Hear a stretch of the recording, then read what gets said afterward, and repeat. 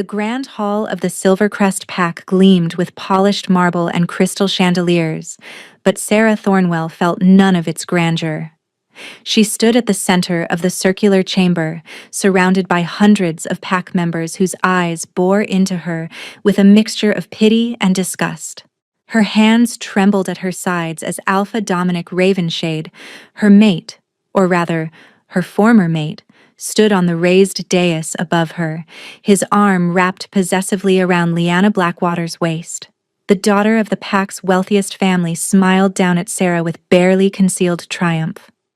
"Let the records show," Dominic's voice echoed through the hall, "that I, Alpha Dominic Ravenshade of the Silvercrest Pack, formally reject the mate bond with Sarah Thornwell, Omega of no standing, for the betterment of this pack's future." Sarah had known this moment was coming. The whispers had started 3 months ago when Lyanna returned from her travels abroad. The sidelong glances, the way Dominic had stopped meeting her eyes. But knowing hadn't prepared her for the searing pain that ripped through her chest as the bond began to fracture. She gasped, pressing a hand to her heart as a golden light flickered beneath her skin, visible for just a moment before she forced it down. Not here. Not now. Sarah Thornwell, the pack's elder, Magistrate Coldwell, stepped forward with the rejection scroll. "Do you accept this severing of the mate bond?" Every eye in the hall fixed on her. Custom dictated she should beg, plead for reconsideration. Omega wolves of her low rank didn't simply accept rejection from an alpha. It was social suicide, condemning her to a life of shame and isolation. Sarah's mother, Alara, stood near the back of the hall, her face pale with worry. Beside her, Sarah's younger sister Wren gripped their mother's hand, tears streaming down her cheeks. "Well?" Dominic's voice held impatience now. "We haven't got all day." Her resolve crystallized in that moment. Perhaps it was the 3 years she'd spent loving a man who had never truly seen her. Perhaps it was the memory of how he'd promised her they would change the world together, break down the barriers between ranks. Or perhaps it was simply that she had finally reached the limit of how small she was willing to make herself. Sarah lifted her chin and met Dominic's eyes directly, a breach of protocol that sent murmurs rippling through the crowd. "I accept my fate as a rejected Omega," she said clearly, her voice carrying to every corner of the hall. "I accept it because I deserve better than a mate who would discard me for political gain. I accept it because I would rather stand alone with my dignity than spend my life begging for scraps of affection from someone incapable of true loyalty." The hall fell utterly silent. Dominic's face flushed red. "How dare you—" "I accept," Sarah continued, speaking over him in a way no Omega ever did to an alpha, "because this rejection is not my failure. It's yours." For one heartbeat, two, the silence held. Then chaos erupted. Pack members shouted in shock and outrage. Lyanna clutched Dominic's arm, her eyes wide with disbelief. Magistrate Coldwell looked as though he might faint. And then the massive doors at the rear of the grand hall slammed open with such force that they cracked against the marble walls. Every head turned as a figure strode through the entrance, flanked by 4 warriors in midnight black armor. The man at the center wore no crown, but power radiated from him like heat from a forge.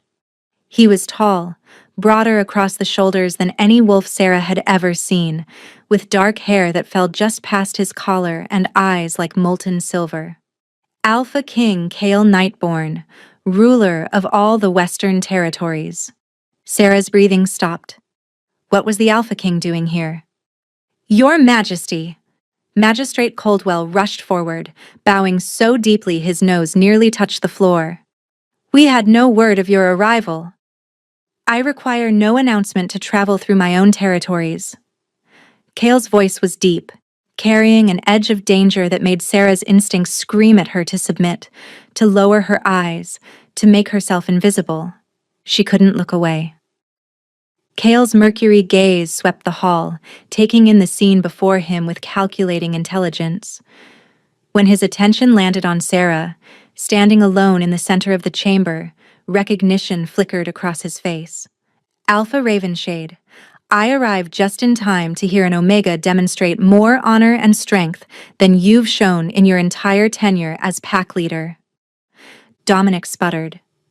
Your Majesty, I assure you this is simply an internal pack matter. Is it? Because it seems to me that you just rejected your true mate, a bond ordained by the moon goddess herself, in favor of a political alliance. That's not an internal matter. That's an insult to the very foundations of our kind. Sarah felt dizzy. The Alpha King was defending her? The Omega is weak, Your Majesty. Lyanna spoke up, her voice syrupy sweet. Surely you can understand that a pack needs strength in its Luna.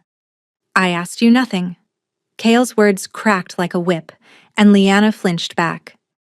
In fact, I don't recall giving anyone in this hall permission to speak. He moved then, descending into the main floor with lethal grace. The crowd parted before him like water before a ship's bow. He walked directly to Sarah, and she found herself rooted to the spot, her heart hammering so hard she thought it might burst from her chest. Up close, Kale was even more imposing. He towered over her, and she had to tilt her head back to meet his steel-colored eyes. Those metallic irises studied her with an intensity that made her feel stripped bare, as though he could see every secret she'd ever kept. "What's your name?" he asked quietly, though the supernatural acoustics of the hall carried his words to every ear. "Sarah Thornwell, Your Majesty." "And you accept this rejection, Sarah Thornwell?" She swallowed hard. "I do, Your Majesty." Approval glinted in his gaze. Interesting. He turned to address the hall at large, though he remained standing beside her. "Under the authority granted to me by the moon goddess and the ancient laws, I hereby claim Sarah Thornwell as my chosen mate." The hall erupted in pandemonium. Sarah's mind went blank with shock. Chosen mate? The Alpha King was claiming her? "You can't!" Dominic roared, leaping down from the dais. She's nothing to you," Kale said coldly. "You rejected her, remember? That bond is broken. She belongs to no pack, no Alpha, which means she's free to accept my claim." "This is madness." Magistrate Coldwell wrung his hands. "Your Majesty, surely you don't mean to actually bond with an Omega of such low—" "Are you questioning my judgment, Magistrate?" The old wolf's face went gray. "No, Your Majesty. Of course not." Kale turned back to Sarah, and this time he spoke so quietly only she could hear. "I know you have questions. Trust me for now, and I'll explain everything once we're away from this circus." Sarah's analytical mind raced. This made no sense. Alpha Kings didn't claim random rejected Omegas out of nowhere. There had to be a reason, some political maneuvering she didn't understand. But as she looked into those silver eyes, she saw recognition, as though he'd been looking for her specifically. "Well?" Kale raised his voice again. "Do you accept my claim, Sarah Thornwell?" She thought of her mother and sister, of the tiny apartment they shared on the edge of pack territory. She thought of the years she'd spent studying healing arts in secret, hiding the full extent of her abilities because Omegas weren't supposed to be powerful. She thought of Dominic's face when she'd told him she loved him, and the way he'd looked through her, as though she were invisible. And she thought of the words she'd spoken just moments ago. "I deserve better."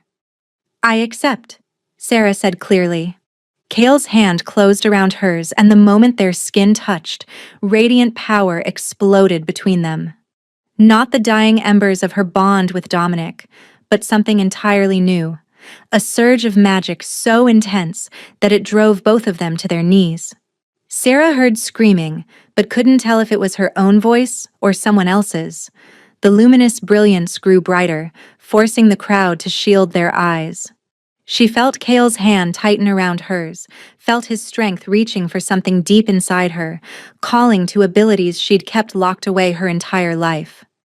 "No," she thought frantically. "Not here. They can't know what I am." With tremendous effort, she shoved the power back down, forcing the light to dim. When her vision cleared, she found herself on her hands and knees, breathing hard. Kyle knelt beside her, his expression unreadable. "Fascinating," he murmured, so quietly she barely heard it. He rose smoothly and helped her to her feet. "We're leaving. Now." "Your Majesty," Magistrate Coldwell ventured, "surely there are protocols." "Send them to the capital. I'll sign whatever needs signing there." Kale's tone brooked no argument. "My mate requires rest after her ordeal." He turned to Sarah's mother, who stood frozen with shock near the wall. "Alara Thornwell, you and your younger daughter will be escorted to the capital within the week. You'll be given quarters in the royal residence and positions suited to your skills." Alara's eyes filled with tears. "Your Majesty, thank you." "Don't thank me. Thank your daughter for her courage." Kale's hand settled on the small of Sarah's back, warm even through the fabric of her dress. "Say your goodbyes quickly."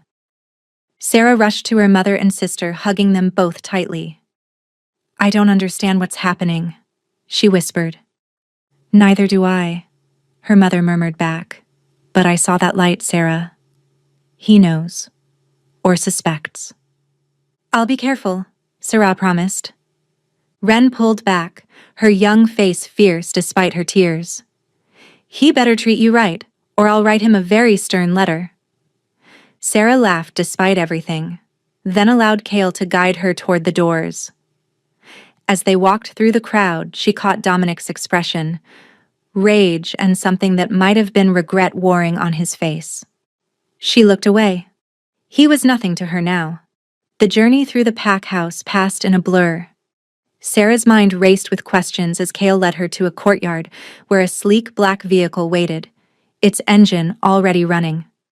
One of Kale's warriors opened the rear door, and the Alpha King gestured for her to enter first. As she slid into the leather seat, reality began to set in. She'd just been claimed by the most powerful Alpha in the Western Territories. Her entire life had changed in the span of minutes. Kale settled beside her, and the door closed, sealing them in relative privacy. The vehicle began to move, carrying them away from Silvercrest Pack territory. For a long moment, neither of them spoke. Then Kale reached into his jacket and pulled out a small silver flask. "You'll want this." "What is it?" "Something to steady your nerves. That bonding flash shouldn't have happened, not without the actual claiming bite. Which raises some very interesting questions about what you really are, Sarah Thornwell." Cold dread washed through her. She'd managed to hide her true nature her entire life. Had she just been claimed by the one person with the power and perception to uncover her secret? "I'm just an Omega," she said carefully. Kale's laugh was low and dangerous. "No, you're not. But don't worry, we have a 2-hour drive to the capital. That gives us plenty of time to discuss exactly what you are, why I've been searching for you for 5 years, and what role you're going to play in the war that's coming." Her mouth went dry. "War?" "Oh, yes." His piercing gaze gleamed in the dim interior of the vehicle. "Didn't I mention? The reason I need you isn't romantic, Sarah. You're the key to saving our entire species from extinction. No pressure." The vehicle accelerated, and Sarah watched through the window as Silvercrest Pack territory disappeared behind them, taking with it the only life she'd ever known. The royal capital of Thornmere rose against the twilight sky like something from a dream, or a nightmare, depending on one's perspective. Sarah pressed her face to the vehicle's window, watching as enormous walls of black stone materialized from the mist, their surfaces carved with ancient runes that pulsed with faint blue light. "The warding walls," Kale said, noticing her stare. "They've protected the capital for 3,000 years. Nothing gets through them without permission." "Nothing?" Sarah asked. "Nothing living, at least." His tone carried a weight that made her shiver. The vehicle passed through a massive gate, and Sarah glimpsed guards stationed every few feet along the ramparts, warriors in armor that seemed to absorb light rather than reflect it. Each carried weapons she didn't recognize, strange crystalline blades that hummed with power. "You're scaring her, Your Majesty," said Tobias Greymont, Kale's captain of the guard, from the front passenger seat. He was a compact man with warm brown eyes and an easy smile. "Perhaps ease her into the supernatural arms race?" "Better scared and prepared than comfortable and dead," Kale replied, but his hand found Sarah's and squeezed gently. "Though Tobias is right.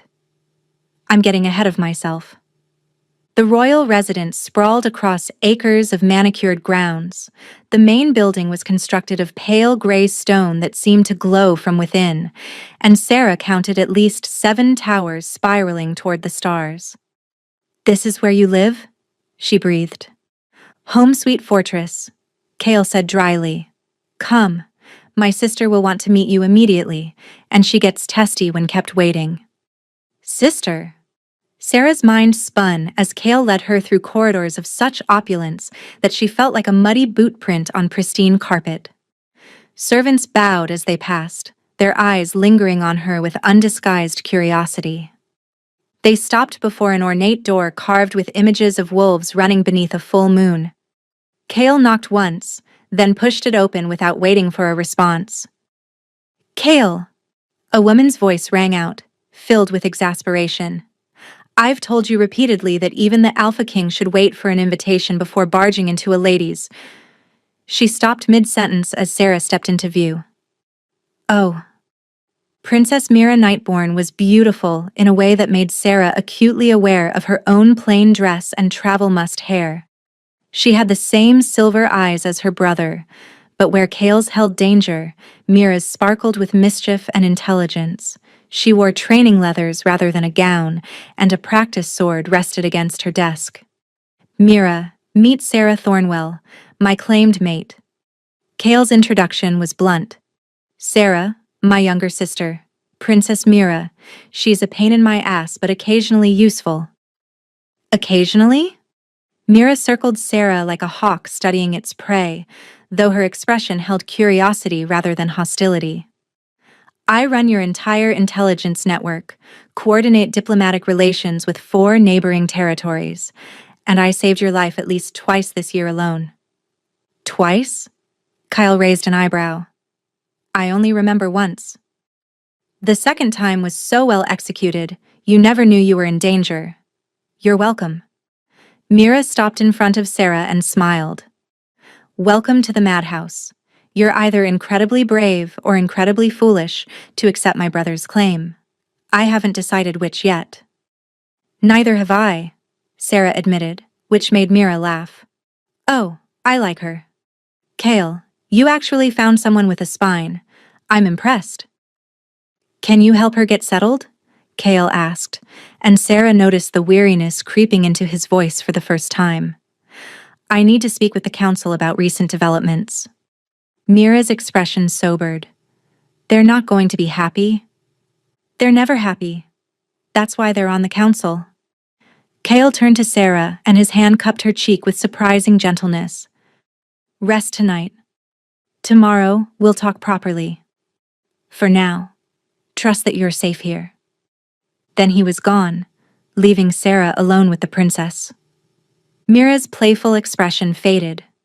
"Right. Let's get the awkward questions out of the way. First, do you actually want to be here, or did my brother coerce you?" "I accepted his claim willingly, but I don't understand why he made it." "That's fair." Second question, what do you know about the Veil Rift?" "The what?" Mira's eyes widened. "Nothing? He brought you here and explained nothing?" She muttered something uncomplimentary about her brother's communication skills. "This is going to take wine." "A lot of wine." An hour later, Sarah sat in a plush chair nursing a glass of red wine and trying to process everything the princess had told her. "So let me make sure I understand," Sarah said slowly. "There's a tear in reality itself called the Veil Rift.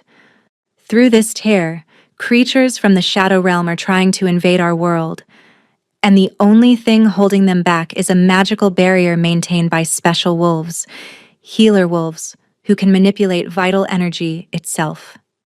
Exactly, Mira confirmed.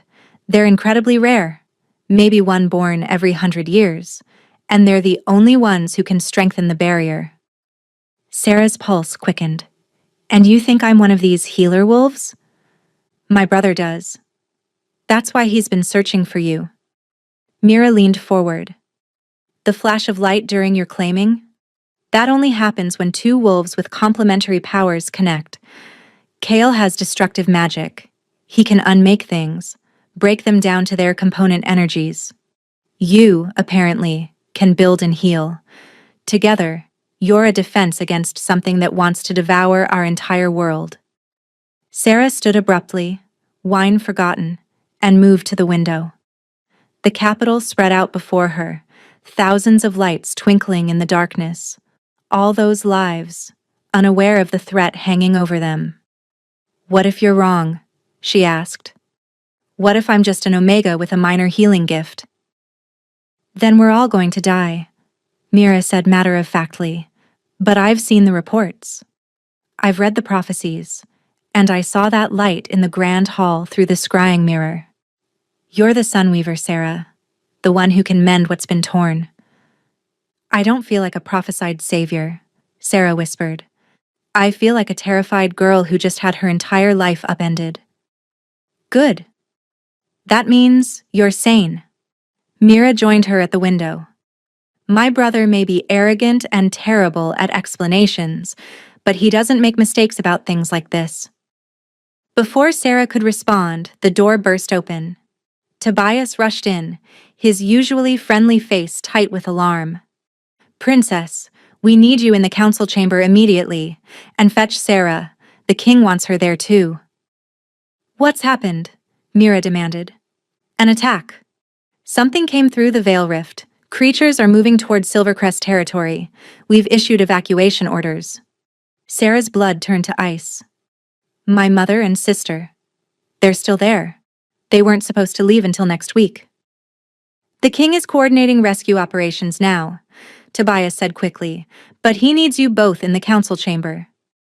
As they rushed through the corridors, a servant intercepted them, pressing clothes into Sarah's arms. His Majesty requests you change into these, my lady, court attire. Sarah looked down at the elegant dress, deep midnight blue with silver threading. It was beautiful, but felt like a costume. I'll help you, Mira said, steering her into nearby chambers. We have maybe 5 minutes before the council loses patience entirely. When they finally entered the council chamber, Sarah understood why the change had been necessary. 7 of the most powerful wolves in the territory sat around a curved table, all dressed in formal attire, all radiating authority.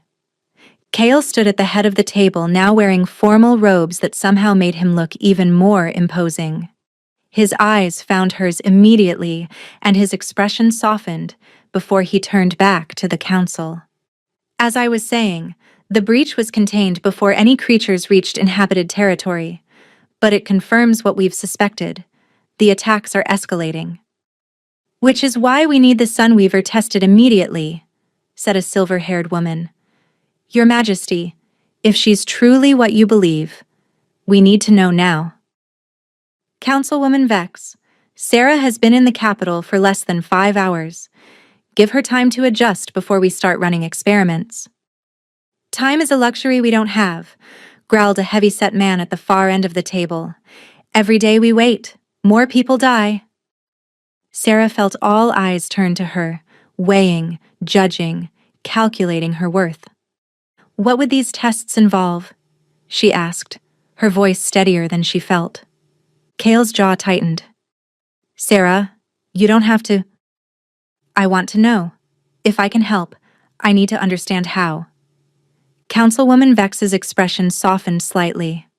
Nothing painful, child. Simply a demonstration of your abilities, observed by our scholars. We need to know your capabilities to protect you properly. Before Sarah could respond, an alarm began to wail, different from before, more urgent, more frantic. And then the entire building shook. The council chamber erupted into chaos as another tremor rocked the palace. Sarah grabbed the edge of the table to steady herself, her heart hammering against her ribs. "Report!" Kyle's voice cut through the panic like a blade. A warrior burst through the doors, his armor scorched and smoking. "Your Majesty, the Veil Rift has expanded. It's now visible from the city walls. And there's something coming through." Councilwoman Vex was already on her feet. "How long do we have?" "Minutes. Maybe less." Kyle's mercury gaze found Sarah's across the table. "I need to ask something of you. Something unfair and dangerous." "Ask," Sarah said, surprised by the steadiness in her voice. "Come with me to the Veil Rift. You don't have to do anything. I just need to see if your presence affects it." Sarah thought of her mother and sister, somewhere between Silvercrest and the capital, fleeing creatures she couldn't even imagine. She thought of all those lights in the city below, all those lives hanging by a thread. "Take me there," she said. 20 minutes later, Sarah found herself in an armored vehicle, dressed in tactical gear that Mira had thrust into her hands with grim efficiency. Kyle sat beside her, now wearing black combat armor that made him look even more dangerous. Tobias drove while Mira rode in the passenger seat, cradling a crystalline rifle that hummed with energy. "When we get there, you stay behind the barrier line." "Understood?" Kale said. "What barrier line?" "The one my warriors died to establish 6 months ago when this nightmare began. The Veil Rift is contained within a circle of bloodstone. Nothing from the Shadow Realm can cross it yet, but the bloodstone weakens with each attack." The vehicle crested a hill, and Sarah's breathing hitched. Below them, in a valley that should have been peaceful meadow, reality itself had torn open. The Veil Rift hung in the air like a wound in the fabric of existence, a jagged tear that bled darkness and writhed with half-seen shapes.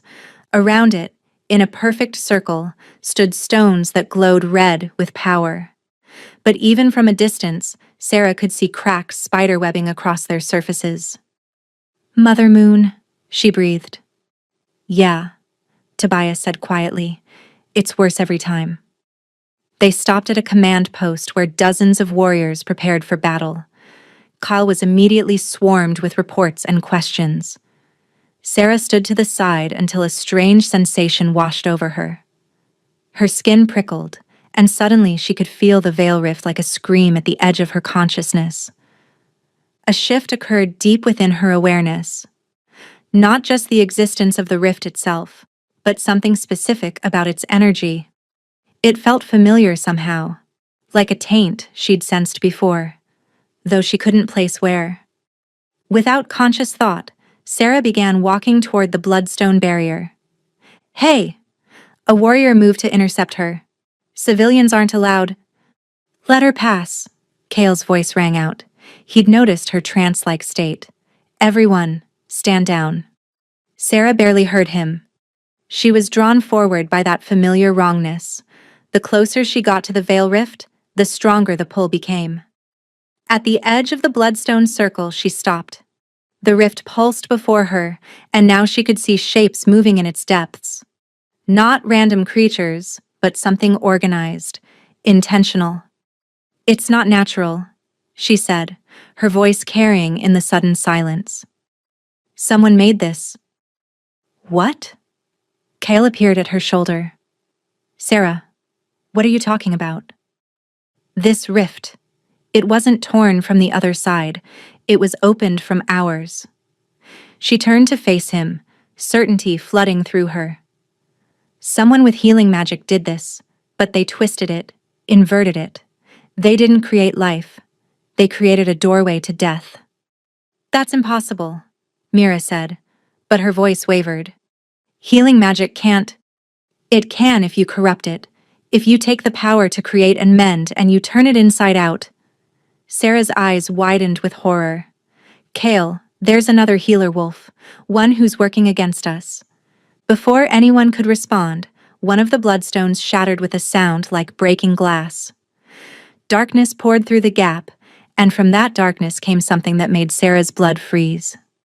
A wolf emerged, ash-colored fur, eyes like empty voids, and when it opened its mouth, shadow spilled out like smoke. Its body seemed to absorb light rather than reflect it, and the air around it grew cold enough that Sarah could see her breath. Shadowborn, Kale growled, drawing a weapon from his back, a sword that blazed with silver fire. Everyone, defensive positions. But the creature wasn't looking at the warriors, its void eyes fixed directly on Sarah, and when it spoke, its voice was the sound of dying stars. Sunweaver. At last. Our master has waited so long for you. Then it lunged, impossibly fast, straight for Sarah's throat. Her hands flew up instinctively, and radiant power exploded from her palms. The creature struck her barrier and recoiled, shrieking. But the impact sent Sarah flying backward, and she felt her inner reserves crack and surge. Energy she'd kept locked away her entire life suddenly flooding free. She tried to force it back, to control it. But it was too much. Too strong.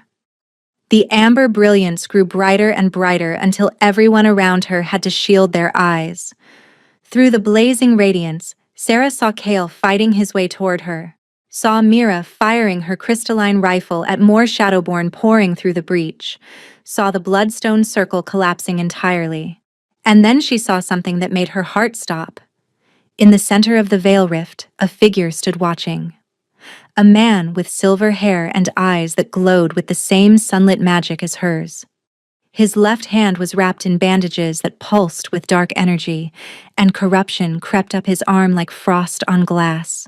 He smiled, and in that smile, Sarah saw recognition. He knew her. Somehow, impossibly, he knew exactly who and what she was. "Hello, sister." His voice carried across the battlefield, clear despite the chaos. "I've been waiting for you to finally awaken." The words hit Sarah like a physical blow. Sister. She had no siblings except Ren. This was impossible. But even as she thought it, awareness bloomed deep in her blood, recognizing the truth in his claim. A phantom ache flared in her left hand, the pain she'd felt since childhood, with no source, no explanation. "No," she whispered. "Yes. We're twins, Sarah, two halves of one power, split apart by those who feared what we could become together. But I've found you now, and soon you'll understand. Soon you'll join me." "Never," Sarah snarled, and her power exploded outward in a wave that sent every Shadowborn within 50 yards flying.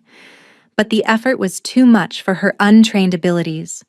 The world tilted, darkness creeping in at the edges of her vision. The last thing she heard before unconsciousness claimed her was Kale's voice, frantic and afraid, screaming her name. And the last thing she felt was strong arms catching her before she hit the ground, pulling her close, refusing to let her fall. Then nothing. Sarah woke to darkness and the smell of herbs she didn't recognize. Her body ached as though she'd been trampled by horses, and when she tried to move, every muscle screamed in protest. Slowly, her eyes adjusted to reveal a small chamber lit by a single candle. Stone walls. No windows. Underground. She realized with growing unease. "You're awake." "Good." Sarah's head snapped toward the voice, igniting fresh pain through her skull. A woman sat in the shadows, middle-aged, with iron-gray hair and eyes that gleamed with an intelligence both keen and slightly mad. "Who are you?" Sarah's voice came out as a rasp. "Dr. Cassia Renfell, the king's personal physician." The woman rose and approached with a vial of something that glowed faintly blue. "Drink. It'll help with the pain." Sarah eyed the vial suspiciously. "Where am I?" "The Royal Infirmary, specifically the secure wing where we keep patients who've had unusual reactions." Cassia's lips curved in something that wasn't quite a smile. "You've been unconscious for 72 hours, girl. Your power surge at the Veil Rift nearly killed everyone within 100 yards, including yourself. Nearly 4 nights." Sarah's heart clenched. "Kyle, is he—" "The king is fine. Exhausted himself keeping a shield up to protect his warriors from your outburst, but he'll recover." Cassia pressed the vial into Sarah's hand. Now drink." The threat was casual, but real. Sarah drank, grimacing at the bitter taste. Almost immediately, warmth spread through her limbs and the pain receded to a dull ache. "Better? Now, let's discuss what happened. You claim you saw someone in the Veil Rift, a man who called you sister." "I don't claim anything. I saw him." Sarah pushed herself upright, ignoring the room's slight spin. "He had healing magic like mine. He was controlling the rift." "Yes, the king mentioned as much." Cassia pulled out a leather-bound journal and began sketching something. "Describe him exactly. Every detail you remember." Sarah closed her eyes, bringing back that terrible moment. Silver hair. Golden eyes, the exact shade of mine when my power manifests. Tall, exceptionally so, maybe 6.5 feet. He wore robes marked with symbols I didn't recognize, but they felt old, ancient. Age? Distinguishing features? He looked about 30, but his eyes were older. And there was something wrong with his left hand. It was wrapped in bandages that glowed with the same dark energy as the Veil Rift. Cassia's pen stilled. When she looked up, her expression had shifted from clinical interest to something like fear. "A tainted limb. That confirms it then. I've seen this before in ancient texts documenting the purge of ashes. The corruption always begins in one limb and spreads until it consumes the healer entirely." "Confirms what?" Before Cassia could answer, the door burst open. Kale strode in, still wearing tactical gear from the battle, now torn and stained with substances Sarah didn't want to identify. His steel-colored eyes blazed with barely contained emotion. "Out," he said to Cassia without looking at her. "Your Majesty, I'm in the middle of—" "Out!" The physician gathered her things with obvious reluctance and left, closing the door behind her with more force than necessary. For a long moment, Kale just stared at Sarah. She stared back, taking in the exhaustion etched into his features, the new scar across his jaw that hadn't been there before, the way his hands trembled slightly before he clenched them into fists. "You could have died," he said finally, his voice raw. "Your power surge. If I hadn't gotten a shield up in time, you would have burned yourself out completely. Your living essence would have consumed itself. There would have been nothing left to save." "But you did get a shield up," Sarah said quietly. "You saved me." "I barely saved you." He moved closer, and she could see the fear beneath his anger now. "Nearly 4 days, Sarah. I've barely left your side, wondering if you'd ever wake up. Cassia telling me that your energy signature was fading, that you might be too far gone." His voice cracked, and suddenly Sarah understood. This wasn't just a king worried about losing a strategic asset. This was something deeper, more personal. "I'm sorry," she whispered. "I didn't mean to lose control." "I know." Kyle sank onto the edge of her bed, suddenly looking every bit as exhausted as she felt. "It's not your fault. I pushed you too far, too fast. I was so focused on the threat that I forgot you've had no training, no preparation for this." "Tell me about him," Sarah said. "The man in the Veil Rift." "You know who he is, don't you?" Kale's jaw tightened. "His name is Aldrich Sunweaver. And yes, before you ask, that surname isn't a coincidence. The Sunweavers were a legendary family line of healer wolves that existed centuries ago, renowned among our kind for their power." Sarah's blood went cold. "Were?" "They were wiped out in the Purge of Ashes, 300 years ago. At least, that's what the histories claim." Kale met her eyes. "But if Aldrich is truly a Sunweaver, and if he called you sister, then I'm one too," Sarah finished. "But that's impossible. My mother's family has no such lineage. Records can be falsified, bloodlines can be hidden." Kale reached out and took her hand, his touch gentle despite the calluses. "Sarah, if you are a Sunweaver, it changes everything. The prophecies speak of the line returning in the world's darkest hour. 2 siblings, one to destroy, one to restore. The weight of his words settled over her like a shroud. And you think Aldrich is the destruction. I know he is. The Shadowborn serve him willingly. The Veil Rift opened exactly when he wanted it to. And that corrupted hand Cassia mentioned? That's what happens when a healer inverts their power, turns creation into decay. Eventually, it consumes them entirely. How long does he have? A year. Maybe less. Kyle's grip on her hand tightened. Which means we have less than that to stop him, because once the shadow rot takes him completely, he'll open the veil rift wide enough to let through. The Devourer itself. The thing that destroyed the Sunweavers the first time. The thing that's been waiting in the Shadow Realm for 3 centuries to finish what it started. It eats worlds, Sarah. Entire realities. And your brother is trying to give it ours. The room spun again, but this time it had nothing to do with physical weakness. Brother. She had a brother who wanted to end the world. I need to speak with my mother, she said suddenly. She must know something. The Sunweaver line doesn't just vanish. Someone had to hide it deliberately. She's in the convoy heading here now, Kyle said. Once they arrive safely, we'll get answers. He was cut off by an alarm that made Sarah's blood run cold. He was on his feet instantly, already moving toward the door. That's the evacuation alarm. The door slammed open and Mira rushed in, her face ashen. It's the refugee convoy, the one carrying survivors from Silvercrest, including Sarah's family. They're under attack. Aldrich sent an army of Shadowborn to hunt them. Sarah threw off the blankets, ignoring Kale's protests and her body's weakness. My mother and sister? I know. Kyle was already moving. Every warrior we have is mobilizing. I'm coming with you, Sarah said, swaying as she stood. Absolutely not. You can barely stand. Those are my people. Luminous power crackled around Sarah's hands, fed by sheer determination and adrenaline. That's my family out there. I'm not staying here safe while they die.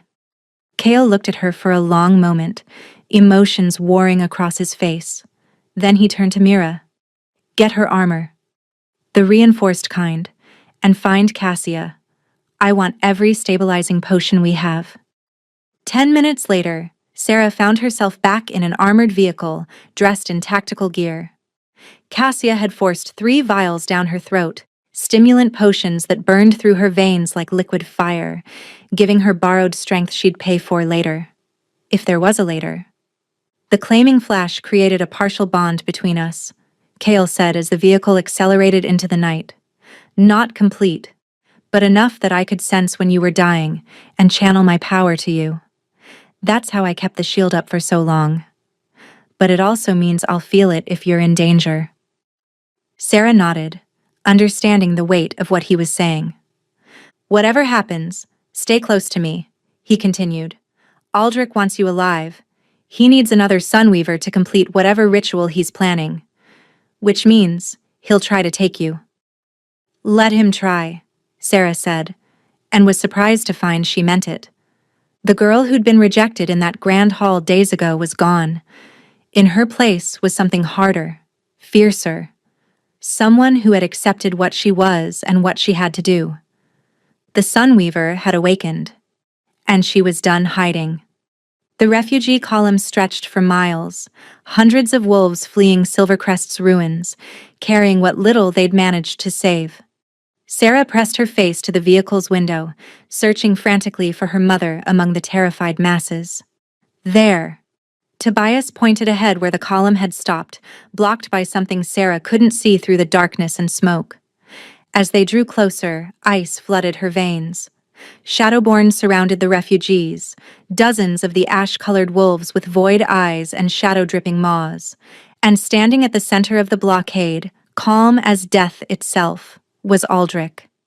Behind him, the air shimmered with the same dark energy as the Veil Rift.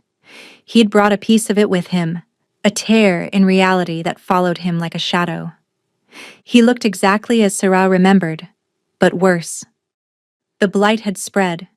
Now his entire left arm pulsed with dark energy, and veins of shadow crept up his neck toward his face. When he smiled, his teeth gleamed like polished bone. "Your Majesty," he called out as Kale's vehicle screeched to a halt. "How kind of you to bring my sister to me." Kyle emerged from the vehicle, his sword already blazing with silver fire. "Let them go, Aldrich. Your fight is with me, not with refugees." "Oh, but that's where you're wrong." Aldrich's golden eyes, so like Sarah's own, fixed on her as she stepped out behind Kale. "My fight has always been with her, with the other half of what we were meant to be." "I don't know you," Sarah said, trying to keep her voice steady despite the stimulant potions making her heart race. "Don't you? Search your memories, little sister, the dreams you've had your whole life, the ones of a silver-haired boy who promised he'd come back for you. The phantom pain in your left hand that has no source, the feeling that part of you has always been missing." Sarah's world tilted. She did have those dreams, had dismissed them as childhood imagination, and her left hand did ache for no reason, ever since she could remember. "We're twins, Sarah. Born the same hour, blessed with the same power. When the purge came for our family, our mother made a choice. She split us apart, hid us in separate bloodlines, bound our memories. She thought it would save us." Aldrich's expression twisted with rage. "Instead, it crippled us both." "So you decided to end the world?" Mira had emerged from the vehicle, her crystalline rifle trained on Aldrich. "I decided to finish what the Devourer started. This world killed our family. It fears what we are, tries to suppress our power, forces us to hide. Why should I save it?" "Because innocent people will die," Sarah said, finally finding her voice. "These refugees, they had nothing to do with what happened to our family." "Join me, Sarah. Together, we're unstoppable. We could rule as gods." For one terrible moment, Sarah felt the pull of his words. The bond between them sang through her blood, calling to something primal and ancient. But then she saw her mother, finally spotting Alara huddled with Ren among the refugees. Her mother's face was streaked with tears, her arms wrapped protectively around Sarah's sister. "No," Sarah said quietly. "I won't let you do this." Aldrich's expression hardened. "Then you'll die with them." He raised his corrupted arm, and shadow erupted from his palm. But before it could reach the refugees, Sarah's power blazed to life. Radiant magic met darkness, and where they collided, the air itself screamed. "Get them out of here!" Kyle roared to his warriors. "Evacuate the refugees now!" Chaos erupted. Warriors rushed forward, creating a barrier between the Shadowborn and their prey.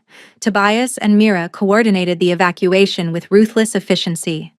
And in the center of it all, Sarah and Aldrich stood locked in a battle of pure will. "You're strong," Aldrich admitted, his voice strained, "but strength alone isn't enough." He was right. The stimulants were burning out. Sarah felt them fading from her system even as she maintained the barrier, her body already weak from days of unconsciousness. She couldn't hold this forever. "Sarah," Kyle's voice cut through the chaos, "you have to invert it. Your power, it's all defense, all healing. But healing magic can destroy too if you reverse it." Kale fought his way toward her, cutting down Shadowborn with each swing of his blazing sword. "Take what you know about mending and flip it inside out." "That's how the decay starts," Sarah protested. "Only if you let it consume you." "But you're stronger than him. You haven't spent centuries festering in hatred." Kale finally reached her side, his own power flaring up to reinforce her shield. "Trust yourself." Sarah looked at Aldrich, really looked at him. Beneath the taint, beneath the rage, she saw what he'd become.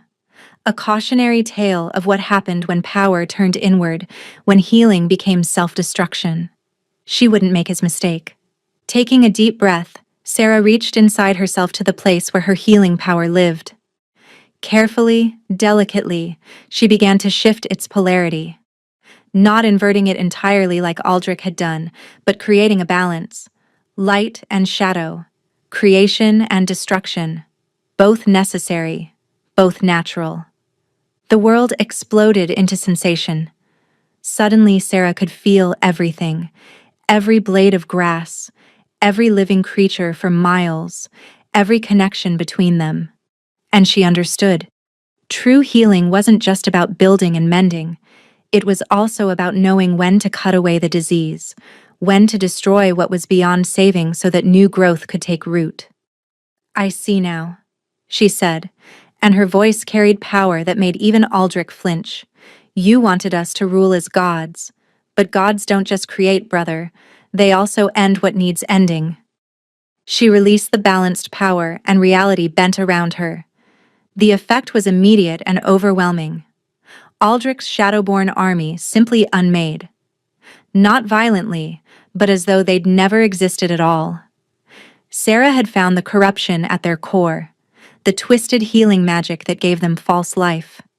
And she'd cancelled it out. Aldrich staggered, his connection severed. "What did you do?" "I learned what you never could." Sarah walked toward him, her power still blazing but controlled now, balanced. "Our magic isn't meant for destruction alone or creation alone. It's meant for restoration, which sometimes means tearing down what's broken beyond repair." "No!" Aldrich's corrupted arm lashed out, shadow tentacles reaching for her throat. "You don't get to be better than me. We were never the same." Sarah caught his wrist, and where her hand touched his tainted flesh, luminous power began to spread. "You chose hatred. I choose healing." She poured her essence into him, not to destroy, but to heal. The blight fought her, writhing and screaming as her light burned through it. But Sarah held firm, digging deeper, searching for the source. And there, buried beneath centuries of anger and pain, she found it. The wound that had never healed, the moment their family was torn apart, the moment Aldrich lost everything he loved, the moment he'd chosen revenge over recovery. "I can't fix the past," Sarah whispered, tears streaming down her face as she felt his pain as if it were her own. "I can't bring back what we lost. But I can give you peace." "I don't want peace," Aldrich snarled, even as his struggles weakened. You want it to stop hurting." Sarah's voice broke. "I know. I feel it too. But this isn't the way." For one moment, looking into her eyes, Aldrich's expression softened.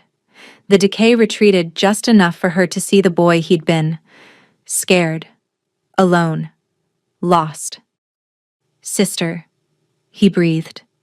Then the veil rift tore open behind him with a sound like the universe screaming, and something vast and terrible reached through.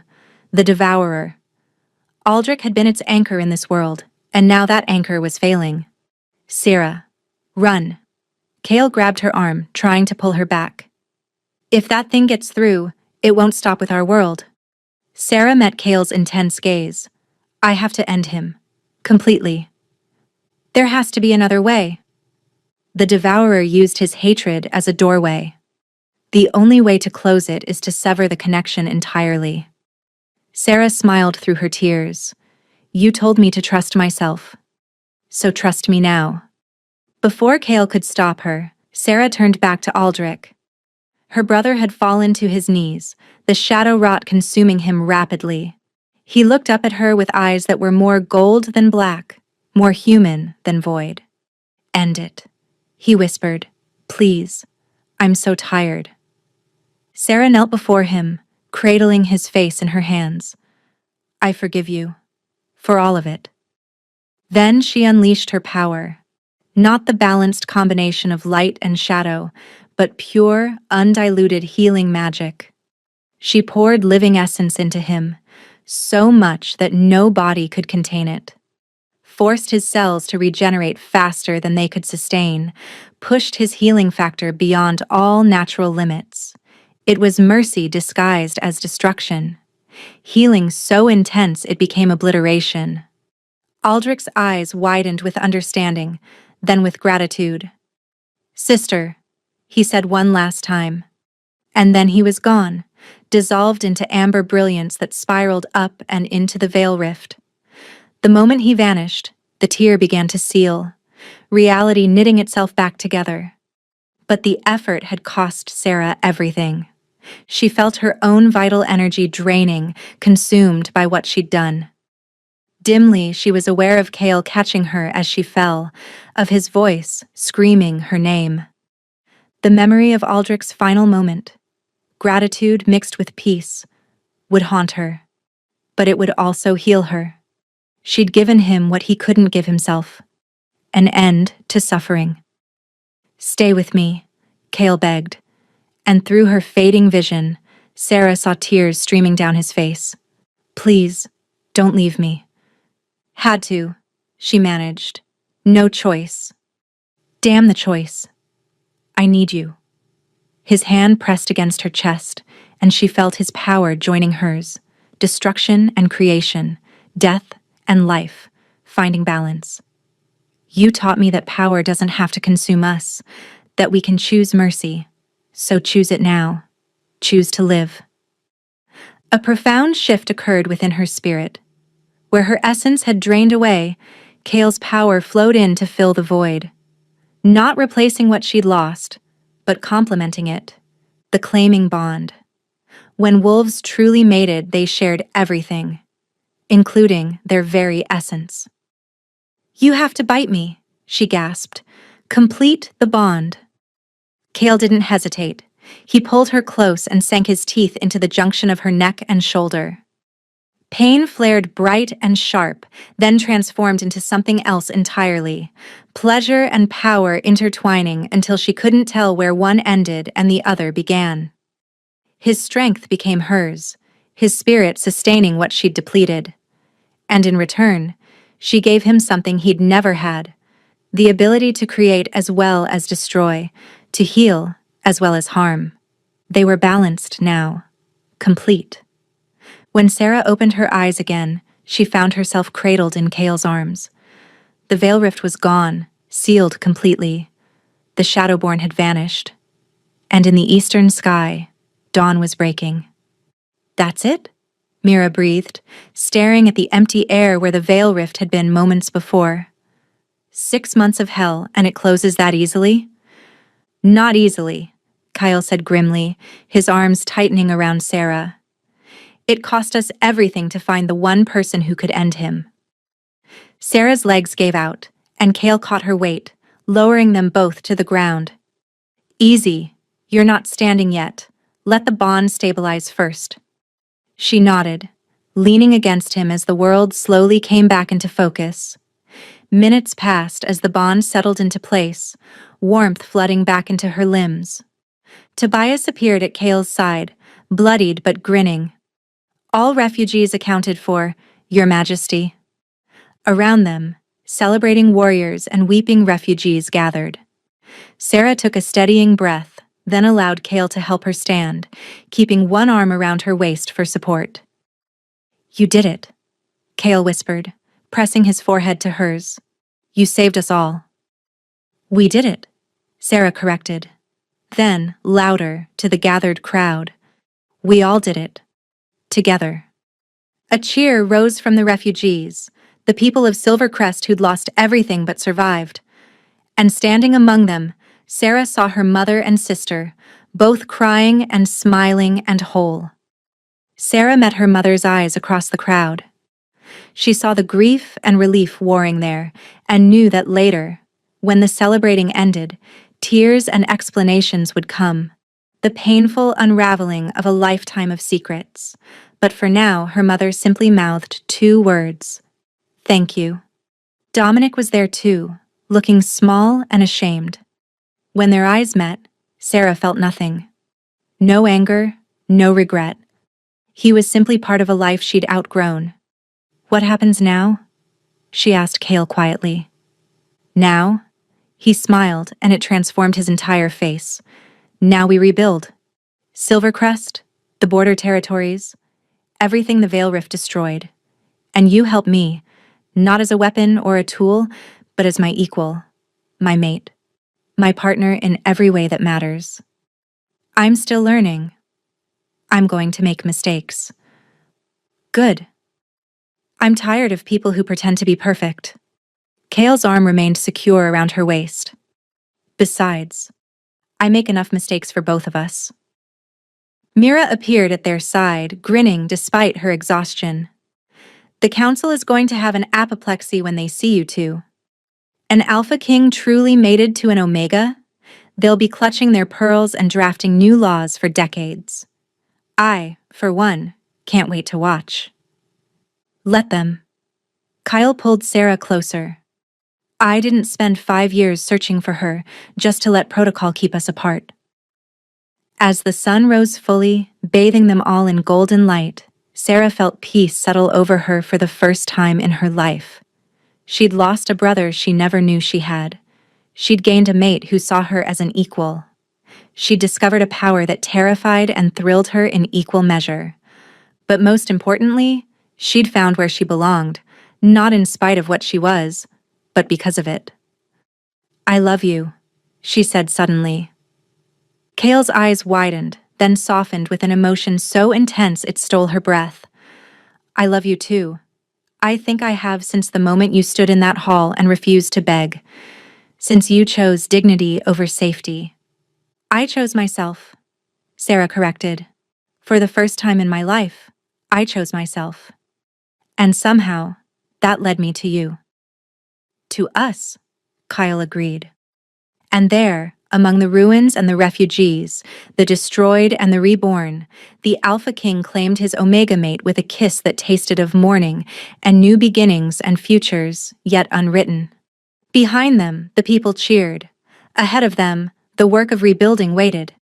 But in that moment, wrapped in each other's arms with the dawn breaking across the sky, Sarah and Kale simply existed.